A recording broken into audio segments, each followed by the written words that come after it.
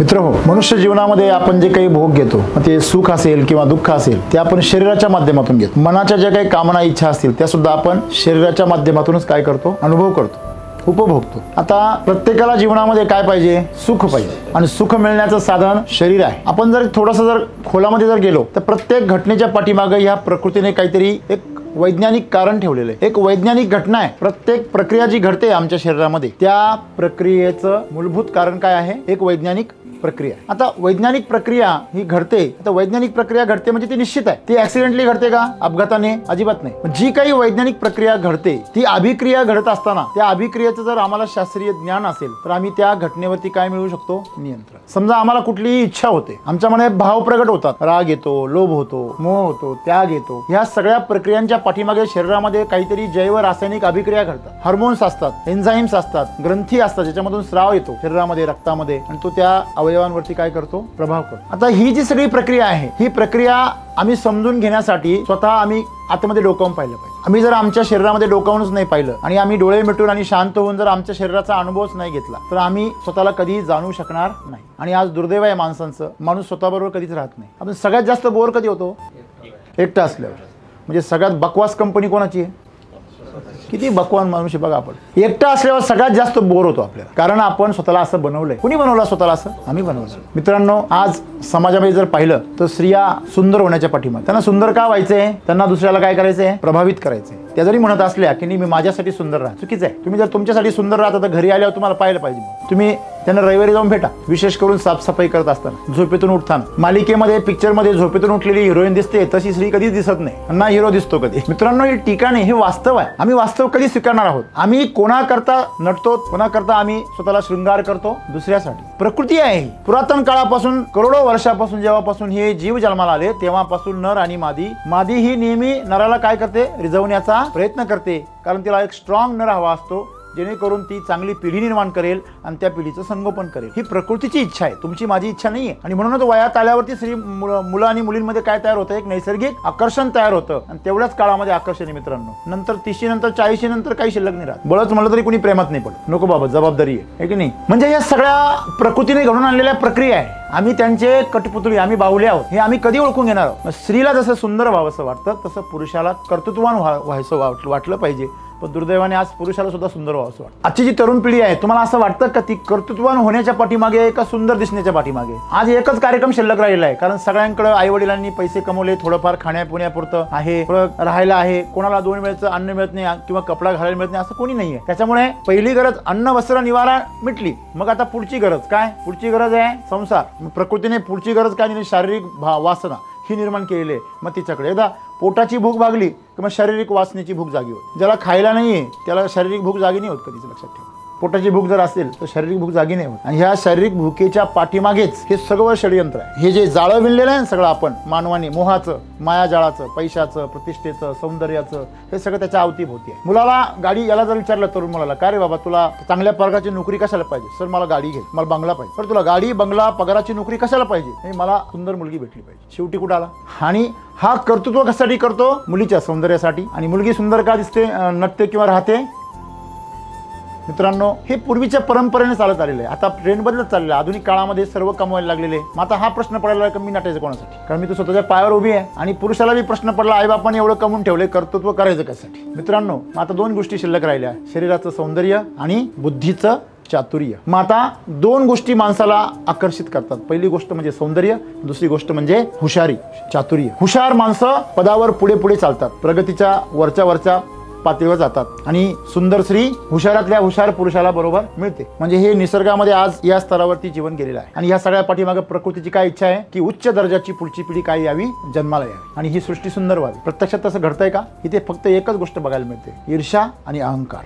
सौंदर्यातून ईर्ष्या निर्माण होते आणि कर्तृत्वाच्या अभिमानातून अहंकार निर्माण होतो. आणि आज सगळीकडे हेच बघायला मिळतं. एकतर ईर्ष्या बघायला मिळते स्त्रियांमध्ये एकमेकांच्या विषयी, पुरुषांमध्ये अहंकार. माझ्यासारखं कोणी हुशार नाही, माझ्यासारखं कोणी कर्तृत्ववान नाही. आज बघा तुम्ही युट्यूब खोला, सगळ्या तरुण पिढीमध्ये माझी कॉलर टाईट, हे सगळं दुसऱ्याची मदत करायची ती पण कॉलर टाईट करण्यासाठीच. आणि म्हणून सद्गुरूंना असं म्हणावं लागलं इथे की तुमचं शरीर किती पण सुंदर असू द्या, ते वयानुसार हळूहळू काय होणार आहे, म्हातारा होणार आहे. तुम्ही ऑब्झर्वेशन करा, स्त्री लवकर म्हातारी होते, पुरुष तेवढा लवकर म्हातारा होत नाही. कारण तिचं सगळ्यात जास्त कॉन्सन्ट्रेशन कशावर असतं? सौंदर्यावर असतं. ते फूल आहे, निसर्गाचं सुंदर, आणि पुरुष त्या फुलाला आधार देणारं खोड आहे. त्याच्यामुळे मित्रांनो, आपण हे लक्षात ठेवलं पाहिजे, ह्या प्रकृतीचे आम्ही जर घटक आहोत तर ते आम्ही त्या प्रकृतीला ओळखलं पाहिजे की प्रकृती आमच्याकडून काय अपेक्षा करते. हे सौंदर्य पण जाणार आहे. आणि बाबा रे, तुझी बुद्धी आहे ना, ती बुद्धी पण अपंग आहे. बुद्धीच्या जीवावर फार उड्या मारू नको. सुंदरशी गोष्ट मी सांगितली तुम्हाला. एक नावाडी होता आणि त्याच्याकडे शहरामधून 4 बुद्धिमान लोक आले. वकील, इंजिनियर, डॉक्टर, CA असे बुद्धिमान लोक आले आणि त्याच्याबरोबर सहज चला म्हणे खोल समुद्रामध्ये जाऊया. आणि त्याच्या छोट्याशा बोटीमध्ये सगळे कुठे गेले, खोल समुद्रात गेले. त्याच्याकडे लाईफ सेव्हिंग जॅकेट वगैरे काही नव्हतं आणि शांत समुद्र होता. ते सगळे मिळून याची खिल्ली उडत होते. याला म्हणे, अरे तुला तुझ्या शरीराविषयी माहिती आहे का, ज्ञान आहे तुला, तुझ्या शरीराबद्दल ज्ञान आहे आरोग्याचं. डॉक्टर म्हणे, तो म्हणे नाही साहेब. म्हणे तुझं हृदय कोणत्या बाजूला आहे सांग. तो म्हणे नाही माहिती साहेब. इंजिनियरने विचारलं, तुझी जी होडी आहे या होडीचा डायमीटर तुला माहिती आहे का, बॅलन्स पॉईंट माहिती आहे का. तो म्हणे नाही माहिती साहेब. अरे तुझं कधी ऑडिट करतो का तू. CA ने विचारलं त्याला. सगळं झालं. वकिलांनी विचारलं, अरे तू तुझ्या कधी हक्कांची मागणी केली का सरकारकडे. तुला सरकारने संविधानाने काय अधिकार दिले तुला माहिती आहे का. आणि तू ह्या समुद्रामध्ये कोणत्या परवानगीने एवढ्या खोलवर समुद्रामध्ये बोट घेऊन येतो, तुला कायदा माहिती आहे का. सगळं झालं. त्याने ऐकलं आणि अचानक वातावरण बदललं आणि जोरजोराचा वारा सुरू झाला आणि लाटा उसळायला लागल्या. लाटा एवढ्या उंच उडायला लागल्या की कोणत्या मिनिटाला आता बोट उलटेल हे अनिश्चित झालं. सगळे घाबरले. नावाडी गरीब होता, भोळा बाबला. त्याला हे सगळे आतापर्यंत काय म्हणत होते, तुझा जन्म वाया गेला, व्यर्थ जन्म आहे म्हणे तुझा, तुला काहीच माहिती नाही. त्या नावाडीने त्या सगळ्यांना विचारलं, तुमच्यापैकी पोहता कोणाकोणाला येतं लांब पल्ल्याचं. ते म्हणे थोडंफार येतं, एवढं पण नाही येत म्हणे, सराव नाही आहे, थोडं 2 मिनिटं पोहू शकतो. इथून किनाऱ्यावर जायचं म्हणल्यावर कमीत कमी तास 1.5 तास पोहायची सवय पाहिजे, लाटांवर खेळायची सवय पाहिजे. आहे का तुम्हाला कोणाला. तो म्हणे नाही आहे. म्हणे माझा तर जन्म वाया गेला तर तुमचा जन्म संपला म्हणे. मित्रांनो, या जगामध्ये सर्वज्ञ कोणीच नाही. बुद्धीचं एवढं महत्त्व आपण जे करतो ते अनाठाई, तिला लिमिट आहे. आपण नेहमी बुद्धीच्या स्तरावर जाऊन जीवनाची मूल्यमापन नाही केलं पाहिजे. जीवन हे फार मोठं आहे, विशाल आहे आणि बुद्धी छोटी आहे. जसं एखाद्या खिडकीमधून सूर्य पाहावा तशी बुद्धी आहे. बुद्धी म्हणजे ती खिडकी आहे आणि ही प्रकृती, हे जीवन म्हणजे सूर्य आहे. तुम्हाला जरी त्या खिडकीतून ते दिसत असलं तरी ते संपूर्ण नाही. आणि म्हणून आपण जीवनामध्ये एक लक्षात ठेवलं पाहिजे की हे जे देह आहे, हे जे शरीर आहे, या शरीराच्या बाबतीमध्ये आम्ही उदासीन झालं पाहिजे. काय झालं पाहिजे. संत तुकाराम महाराज काय म्हणतात, भक्त ऐसे जाण जे देही उदास. जे स्वतःच्या देहाच्या बाबतीमध्ये काय आहे, उदासीन आहे. उदासीन म्हणजे काय हो, म्हणजे असलं काय, काही फरक नाही पडत, काही फरक नाही पडत. तुम्हाला पडतो का फरक. जो भक्त आहे ना, या प्रकृती बरोबर जो जोडलेला आहे, तो ह्या शरीराच्या बाबतीमध्ये उदासीन असतो. त्याला त्या शरीराला त्रास झाला काय, त्याला भूक लागली काय, त्याला तहान लागली काय, त्याच्या कार्यापुढे, त्याच्या कर्मापुढे, त्याच्या धर्मापुढे, त्याच्या ध्यानापुढे त्याला त्याचं काय वाटत नाही. आणि म्हणून तर गोरा कुंभार ज्यावेळेस परमेश्वराचं भजन करत होता, विठ्ठल विठ्ठल म्हणत होता, त्याच्या पायाखाली त्याचं लेकरू आलं, ते त्यांनी त्या गाळामध्ये तुडवलं तरी त्याला सुध नाही, भान नाही. याला म्हणतात भक्त ऐसे जाण जे देही उदास. मित्रांनो, आमचं जे काही जीवन आहे ना, हे जीवन सर्व कुंठित झालेलं आहे. त्याचं कारण आहे कारण आम्ही फार शरीराच्या सौंदर्याला, या मेंदूच्या बुद्धीला, हुशारीला फार महत्व देतो. मेंदूच्या हुशारीला महत्व देऊन आम्ही कलेक्टर तयार करतो. आम्ही विश्वसुंदरी निवडून काढतो जगामध्ये. सुंदर स्त्रीला एक चांगल्या प्रकारचं अभिनयामध्ये स्थान मिळतं. ज्या मुली सुंदर असतात त्या मुलींना ऑलरेडी स्वतःचा काय असतो, गर्व असतो. जे लोक हुशार असतात, जे मुलं, त्यांना स्वतःचा ऑलरेडी काय असतो. आणि हे दोन्ही गोष्टी जर एकत्र आल्या तर मग विचारायलाच नको, मग सर्व असतो. मग गर्व नाही, सर्व असतो. त्यांना ते राजे आणि समाज, प्रजा असंच दिसतं. मित्रांनो, हे जे अहंकार आहे ना, ह्याच्यामुळे त्यांचा जीवनापासून त्यांचा संपर्क काय होतो, तुटतो. आणि हा जो अहंकार आहे, हा अहंकार त्या माणसाला जीवनाचं प्रत्यक्ष स्वरूप कधीही दिसू देत नाही. त्यांच्या डोळ्यावर कायम एक पडदा असतो. कशाचा, मीपणाचा. मी कुणीतरी आहे, माझी काहीतरी गुणवत्ता आहे, माझ्याकडे काहीतरी आहे एक्स्ट्रा लोकांपेक्षा. मला सांगा, सौंदर्य जे मिळालं तुम्हाला ते तुम्ही निर्माण केलं का. मुलगा असो, मुलगी असो, स्त्री असो, पुरुष असो, सौंदर्य तुम्ही निर्माण केलं का, नाही. मग ते कुणी दिलं, आई वडिलांच्या माध्यमातून प्रकृतीने दिलं. बुद्धी तुम्ही निर्माण केली का, ती ऑलरेडी तुमच्या मेंदूमधून काय झाली, अवतीर्ण झाली. आपण म्हणतो नाही सर माझी डोकं चालत नाही, काहींचं चालतं. जन्मजात काहींची बुद्धी तीक्ष्ण असते, काहींची डल असते. हा, नंतर जाऊन तिला धार लावता येते, हा भाग वेगळा. परंतु उपजत ज्या वेळेस तुम्हाला सौंदर्य मिळतं मित्रांनो, त्यावेळेस एक लक्षात तुम्ही ठेवलं पाहिजे. आपण सहज गमतीने म्हणतो, माणूस कोणताही, पुरुष असो स्त्री असो, आज आपण भेदभाव सोडून दिलाय ना, दोन्ही समान झालेले. अशा परिस्थितीमध्ये मला तुम्हाला एक प्रश्न विचारायचा आहे. 2 तुमच्या समोर व्यक्ती उभे आहेत. एक दिसायला फार दात वगैरे वाकडे तिकडे आहे, काय एवढं काही खास नाही दिसायला, आणि दुसरा एकदम सुंदर आहे. पण तो सुंदर आहे ना, त्याने तोंड सोडून दिलेलं आहे. आणि जो बिचारा साधारण दिसायला, तो एकदम स्माइल करतोय, एकदम आनंदाने. कोणाचा चेहरा सुंदर दिसतो. मग सौंदर्य कशात आहे, आनंदात आहे. सौंदर्य शरीरात नाहीये, त्याच्या आकारात नाहीये. म्हणजे तुम्ही सुंदर असणं चुकीचं आहे का, अजिबात नाही. तो तर प्लस पॉईंट आहे, त्याचं ॲडव्हान्टेज असलं पाहिजे तुमच्याकडे. आम्ही त्याचं काय करतो, आम्ही त्याचं डिसॲडव्हान्टेज करून टाकतो. म्हणजे आमच्यासाठी ते काय होऊन जातं, एक तोटा होऊन जातो सर. आणि म्हणून आमच्याकडे जर बुद्धी असेल ते आमचं ॲडव्हान्टेज असलं पाहिजे. आम्हाला कळलं पाहिजे आमची बुद्धी कुठं वापरायची, कुठं वापरायची नाही. तुमच्याकडे चाकू आहे, तो धारदार असला पाहिजे का बोथट असला पाहिजे?